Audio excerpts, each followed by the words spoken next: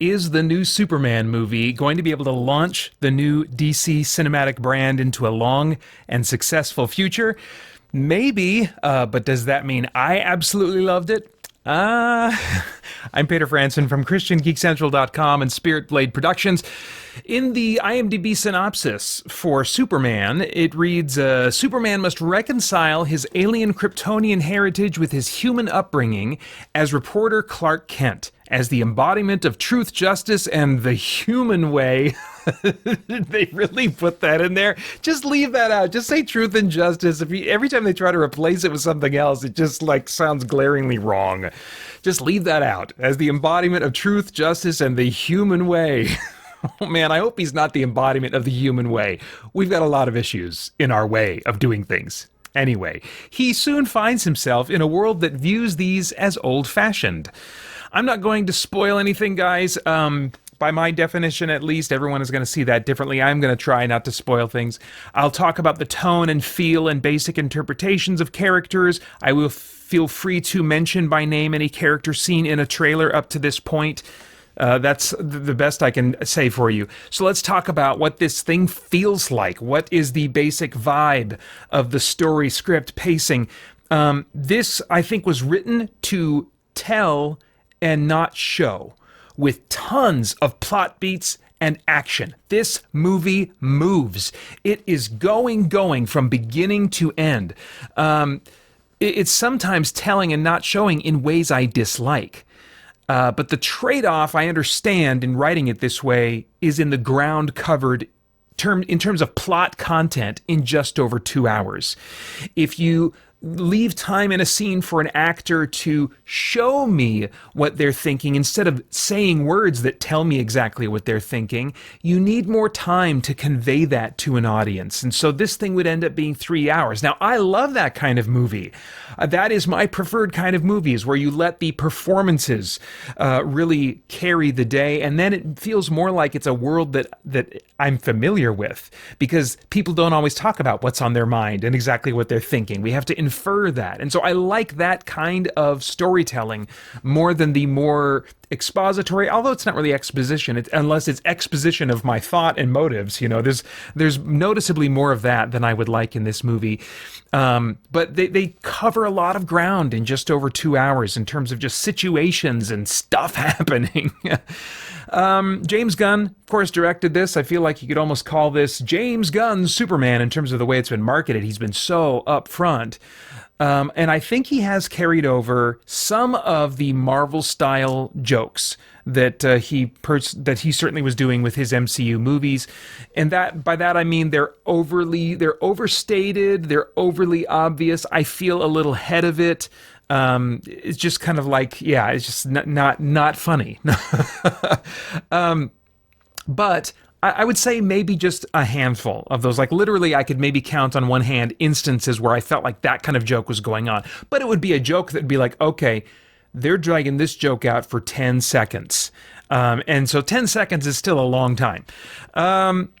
There are numerous brief yet noticeably short-sighted jokes in that they get an easy chuckle from others, not from me, because I have a cold, dead heart, I guess, except for a very narrow, specific type of humor. So, you know, well, we didn't have many people in the theater. We saw it in the morning. But it's short-sighted in that, although it may get a chuckle, it does, I think, subtle damage to the world and to the characters, because after the chuckle passes, if you think about what just happened, it makes the story and the world less believable, less sensical, less coherent. If you spend any time thinking about that, it sacrifices the capability that a character is supposed to have when they have this out-of-character doofus moment that's just for a laugh. Marvel does this a ton. And more you just feel like these characters, they are totally incapable. They're just lucky every time. They just win because the writers want them to, you know. So it's that kind of thing, not that specific kind of joke, but just stuff that subtly and increasingly erodes at the world and the characters, their believability, their cohesion. Thankfully, though, these kinds of moments in Superman are often juxtaposed with moments that are legitimately serious, usually because Superman is in pain. He's definitely dealing with challenges in this movie. But I mean, sometimes it's other reasons that kind of bring me back to feeling serious about the circumstances. One moment in particular was important proof to me that people can and will die if the heroes don't do something. I've long felt now that the MCU doesn't really need its heroes. The way people react to danger and strife and horrible situations is still somewhat comical, just faux fearful. But in this movie, we see that the worst can happen if someone doesn't intervene.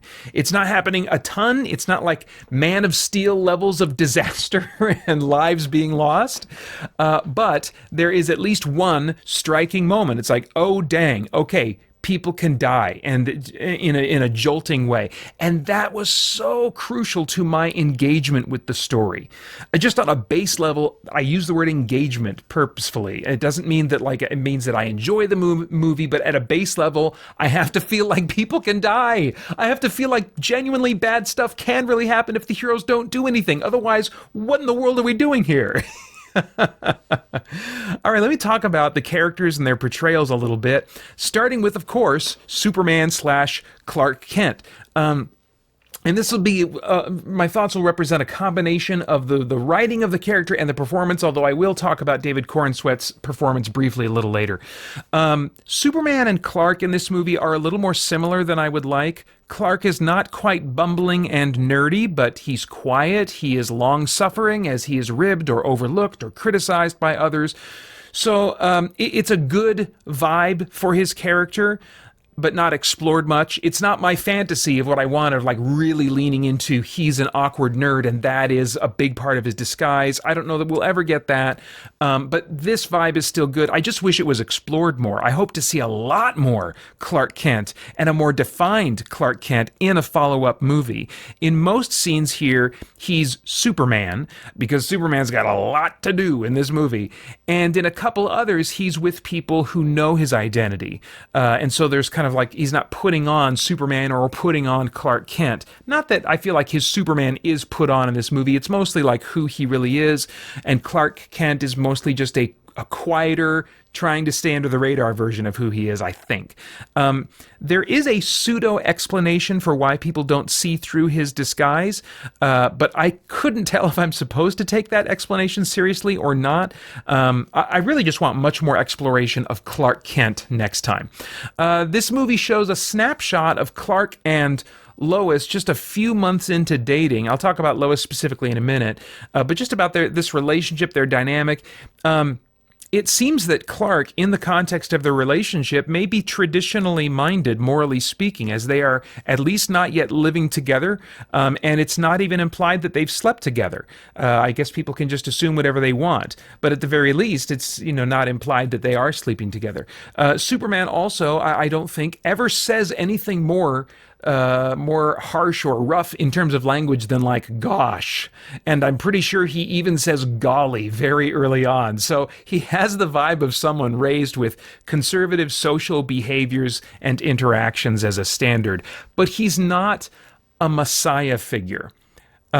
Which is fine, I guess. I got that with the Snyder movies. I found it very moving and powerful, and I doubt it could ever be topped anyway. So I'm fine with a different interpretation. Superman and comic book characters are so malleable. They're used in so many different ways. I was very open to just a totally different take on the character, as long as I feel like it's got a core of truth that you can derive from various interpretations of him in the comics over the years. So he's not a messiah figure. He's conservative morally in his behavior, just his interactions with others. He's not even, though, a sort of a secular Jesus, and by that I mean the ideal moral person and good teacher that we should all strive to be like. He's not even that. Instead, he's a little bit better than you and me. He's not quite as dude bro and jock-like as I feared after one trailer. In fact, I wouldn't even describe him that way. But he's a more casual version of Superman for sure than I think we've ever seen. He's like some guy you probably know, some nice, good guy you probably know, but one that can get a little defensive or run out of patience now and then. He wants to do the right thing. He has it on its mind, probably more than you and I do. He has more willingness to dedicate himself to doing the right thing than you and I probably do, with more consistency than we do, with more willingness to suffer for that purpose than we do. But he also lacks wisdom in his actions, which can create problems for him and for others. And his patience does run out. He does have his limits, you know. So is he someone to look up to? Yes, in some ways, for sure. He's like we have people in our lives that we wouldn't say are perfect, but there are some traits about them that we really admire and we'd like to be more like them. He's like that kind of person rather than this ideal. I wouldn't even say that he's as much of an ideal type character as, say, Captain America is portrayed in the MCU movies. He's just a good guy that is easy to admire in a number of ways.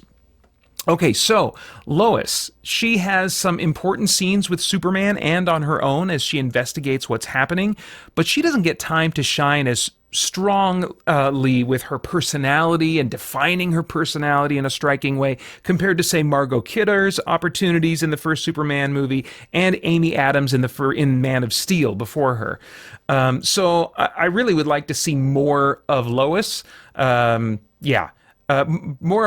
think part of it maybe is also just that the plot was moving so fast. The characters were defined. They clearly had vision for each of these characters, but there's so much happening. And as you're seeing who the characters are, it's almost always in the process of things, the plot moving forward as well, you know, so the movie moves. So maybe part of what I want is not just more Lois on screen, but more just breathing time. Okay, Krypto, the dog. I think some people are wondering, is this thing going to be overly used? Is it going to dominate the movie too much, given how much he appears in the marketing? I think he's used about perfectly in terms of how often he's on screen and what he's doing on screen. He was the freshest form of humor for me.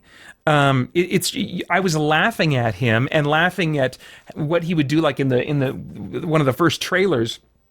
Well, later on, in a more expanded version of the first trailer, where Superman is injured and Krypto is like, when he gets the whistle from Superman and he's hopping all over Superman, he thinks that Superman wants to play, and Superman is like in agonizing pain every time Krypto jumps at him. So I'm wincing for Superman, and at the same time I'm laughing because of how Krypto is just not a disciplined dog. He is totally oblivious to the situation, but you still love him because it's like, oh, but he wants to have fun. It's like, you know, it's a great snapshot of a dog experience that so many of us can relate to, that we've had in some way ourselves.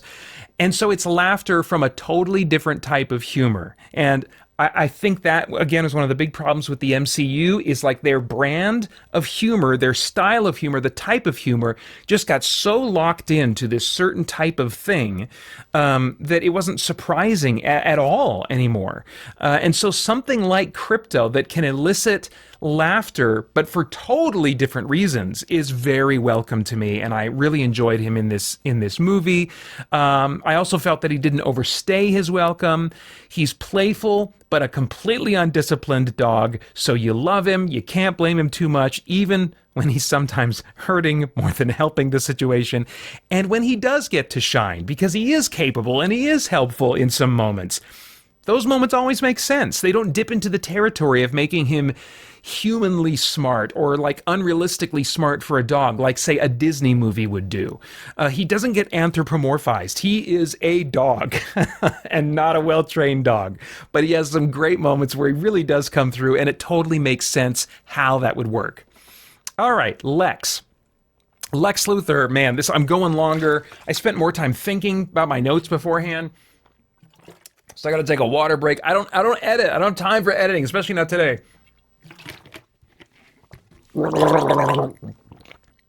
That's probably not going to help me. Okay, so Lex.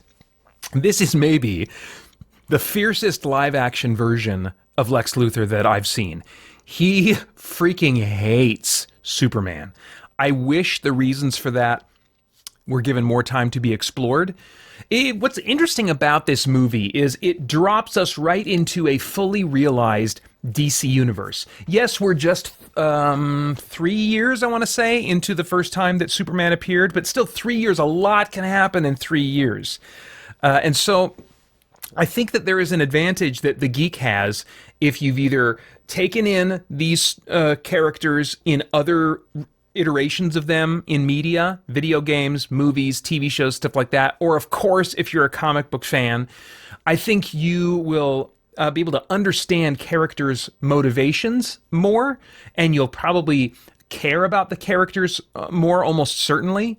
And Lex in particular, I think his motives are not as spelled out, not as obvious as they could be. It's mostly anger from him through most of the movie. Also, though, some brief tears, as is seen very briefly in one trailer.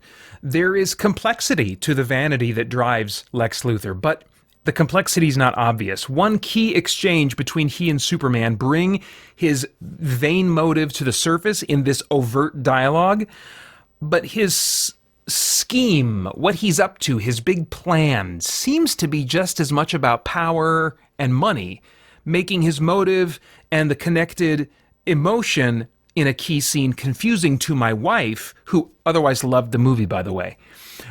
So I think it could be a little bit more clear, but I got it. I connected with it. I know Lex Luthor very well as a character, and so when they gave me that moment where he was more overtly talking about what was driving him, I not only took that in, but it was just like, yeah, and I know that, and I just was able to pile on all that I know about the character.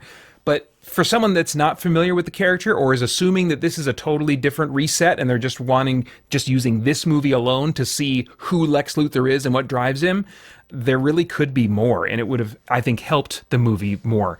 Okay, Ma and Pa Kent. This is probably the most elderly take on them since Superman the movie. They feel older and more frail than we've seen them in a long time, I think, but they still have a zest about them. And they love Clark so much. They evoke some things about my parents, my wife's parents, other people's parents that are good, loving parents that just have quirks of being from that generation. They're charming, they're funny. Their scenes are moving in some great ways. They're not in a ton of the movie, but they, I think, are used very effectively. And they're another set of characters that I'm like, oh, I want to see more of them, more of them. Okay, so Green Lantern. Green Lantern is my favorite comic book character concept. Just the power ring, the Green Lantern Corps, all that kind of stuff. Guy Gardner, the specific Green Lantern in this movie, is maybe my least favorite Green Lantern. Although he's eventually been written in ways that I connect with more. But this Green Lantern, this version of Guy Gardner is more like the 90s Justice League International version. He's arrogant, he's a jerk, but he's not quite as much of a complete buffoon and unlikable jerk as he was, I think, to me in that era. He still does want to save people, even if he maybe half of that is for the wrong reasons. He still wants to be a hero. He still wants to get stuff done, take out the bad guys and stuff like that, you know. And he gets some awesome moments of Green Lantern construct creation that have both a bit of humor and also display the awesome power of a Green Lantern.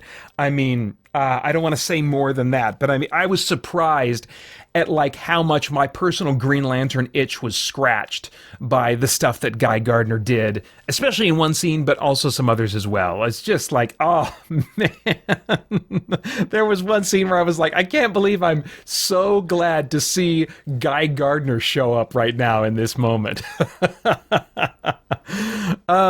Hawk Girl isn't quite what I would like. Did they call her Hawk Woman in this movie? I can't remember. Anyway, whoever she is, I wanted her to feel more like a warrior, I guess, but she didn't feel quite as either brutal or savage or aggressive, maybe, as I would prefer. I think part of it, honestly, is just the casting, or maybe like the lack of a physical routine, a physical regimen that they maybe would require of the actress. Her exposed arms really lacked the defined muscle tone that helped define the look of the character for me in the comics, that helped establish her as like a physically imposing, aggressive character, seeing those arms. And there's just very little, if any, definition to her arms in this look. She mostly flies around and bashes bad guys while doing an admittedly very aggressive, hawkish cry that I felt like should have been saved for a character like Black Canary, but whatever. Mr. Terrific speaks with more of an urban street vibe to his dialogue than I would associate with him from the comics, I guess. In the comics, I feel like he's more articulate sounding and just a little bit more proper in his speech. But his tech is really cool. He's extremely capable. Yeah, I mean, like what he brings to the table in terms of effectiveness is like, dang, yeah, Mr. Terrific is awesome.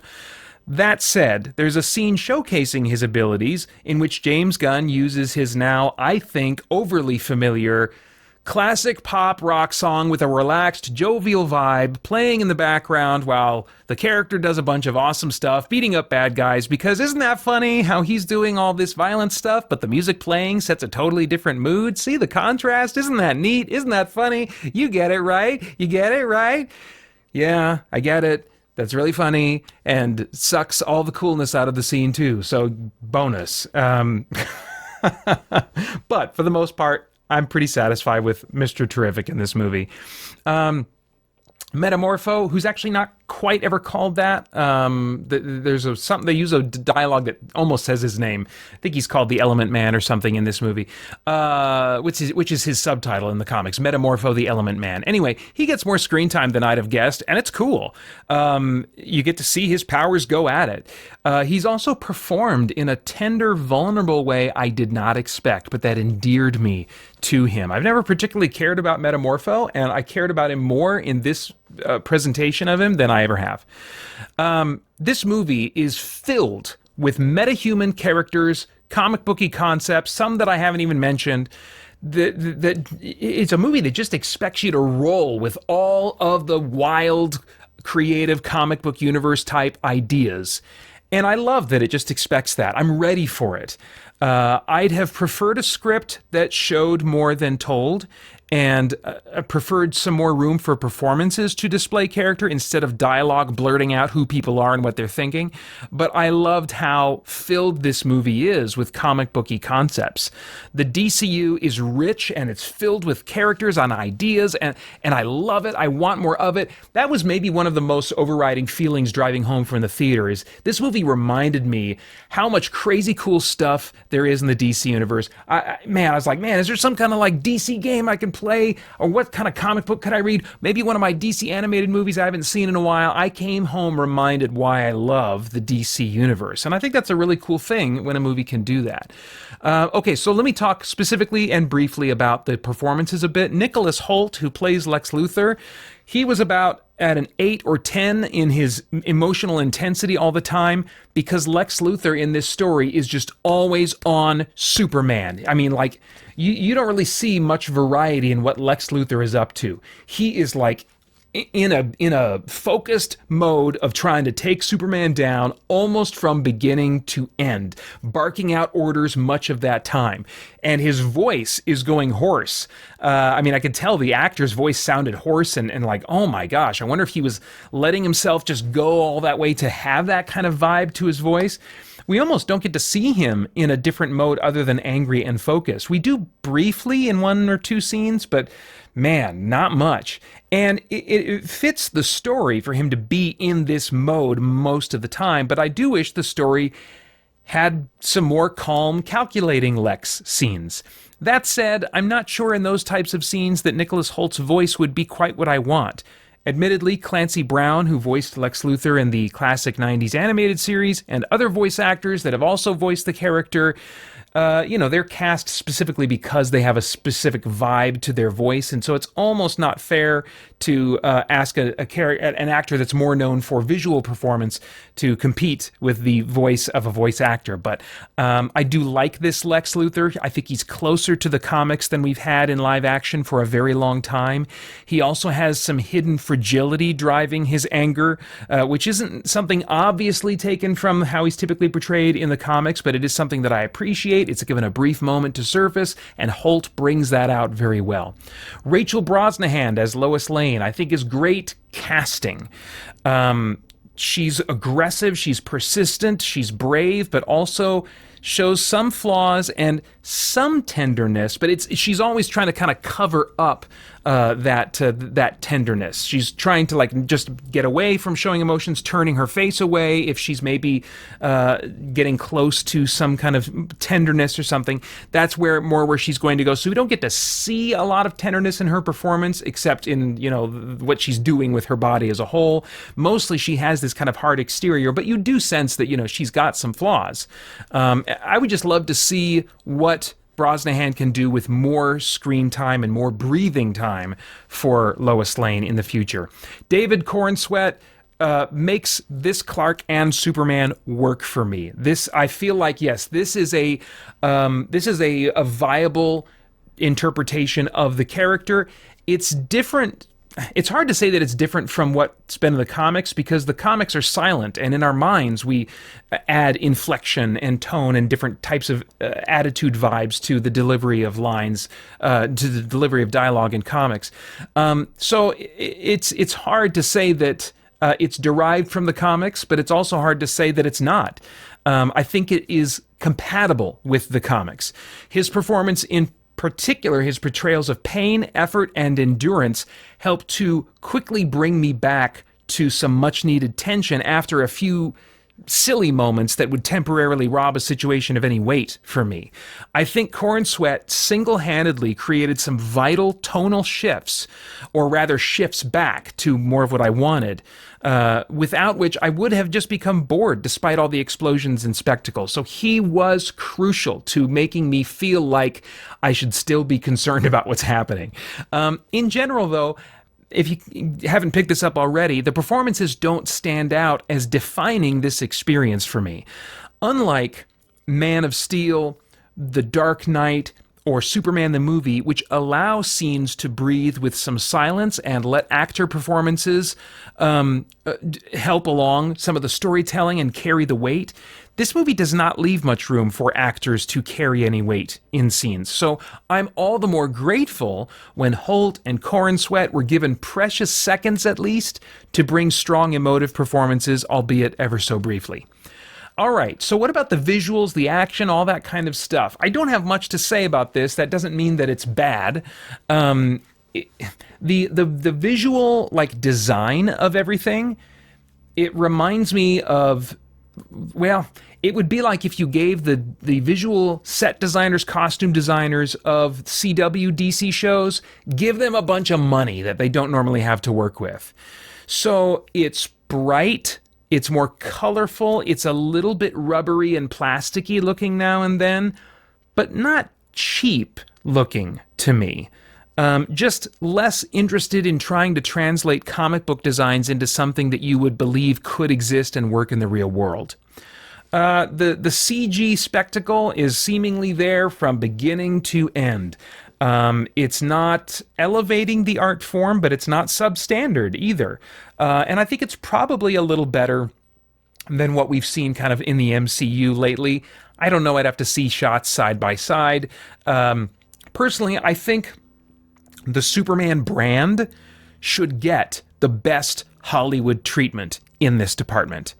We believed a man could fly in 1978. That was a big part of its marketing. You will believe a man could fly. They were taking this so seriously and trying to make a Superman film and really bring all the best that Hollywood could pull off to making a Superman movie.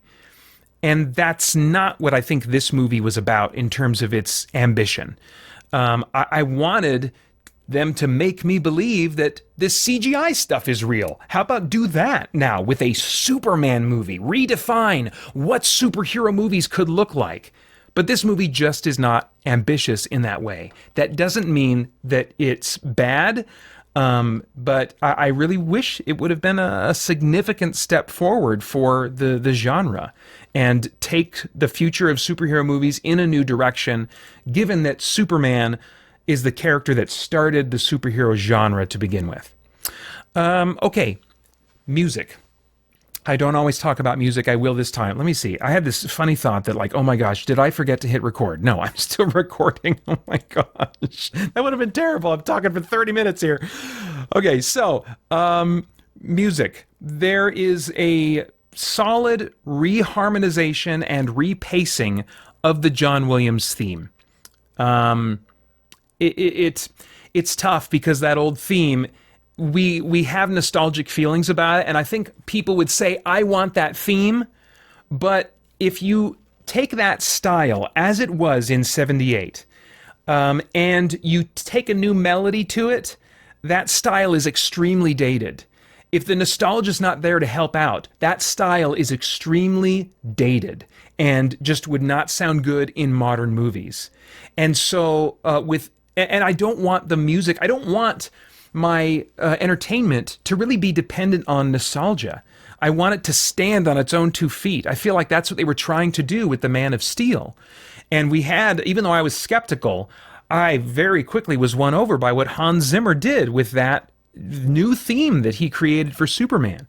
So to come back to the John Williams theme, even though it's being reharmonized and repaced, it still feels safe. Now let me, for if you don't know what I'm talking about, there's 2 Superman themes. There's bum ba ba ba bum bum bum bum bum ba ba ba bum bum ba bum. That's the one that was brought back in Superman Returns with Brandon Routh, and they did a pretty good job of stripping away the marching band vibes from it. But you can only do so much.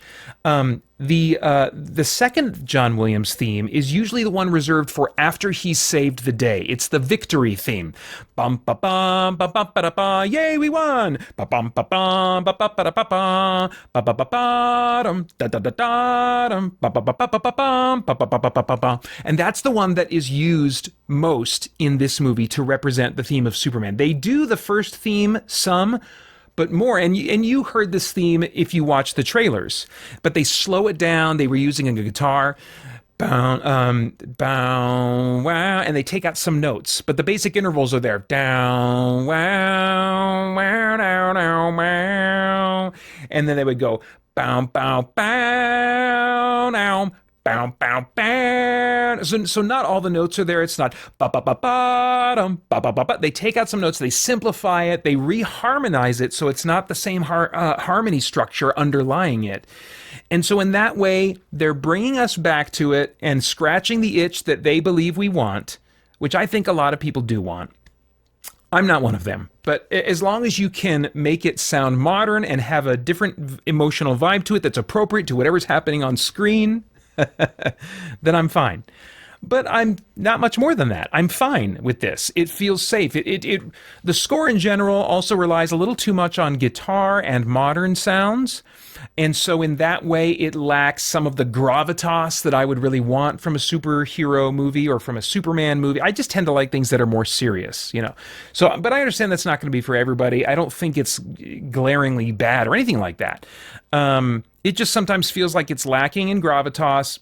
Every once in a while, like there was one kind of the villains are up to no good kind of music while the villains were up to no good.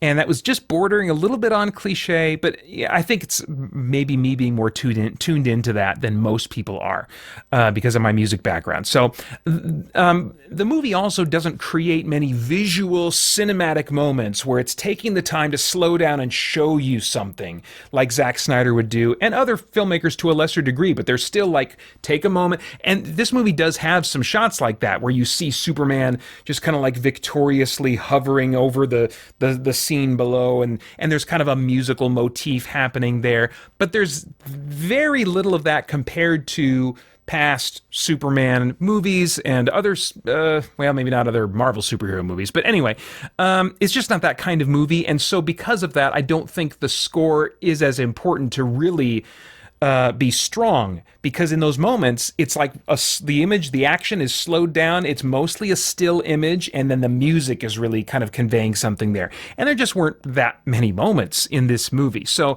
it doesn't really require truly excellent film scoring. It does its job. It gives us the Superman theme that it thinks that we want, and many probably do, and it otherwise stays out of the way most of the time. I would have liked a striking new theme worthy, in my mind, of Superman. But most people probably just want the old John Williams theme, or think that they do. So at least it's reworked enough to not sound like a marching band. And, you know, I've always got the Hans Zimmer and Tom Holkenborg scores for the Zack Snyder movies that I can listen to. And I guess general audience moviegoers can have their turn now. That's fine. All right, themes. Is there anything of moral, philosophical, or spiritual significance in the themes of this thing that could trigger some worthwhile thought or conversation? The story is moving so fast from one incident to another that it doesn't give much time for reflection or really feeling any themes that it might be developing. I will say that family and the influence of parents, both for good or ill, is a theme. We each have whatever situation we had in terms of our upbringing, but the choice of how we will live and what our lives will be, what our lives will be about, that's up to us. And I feel like that's a pretty clear theme by the end of the movie. There is some mild commentary on the negative impact that social media can have on people, how vain and self-focused it encourages us to be, and how quickly we can get fired up by things that we see or read online that may not actually accurately represent the truth. But I feel like that's less of a theme and more of like just a little subtle dig at social media that pops into the story and circumstances now and then.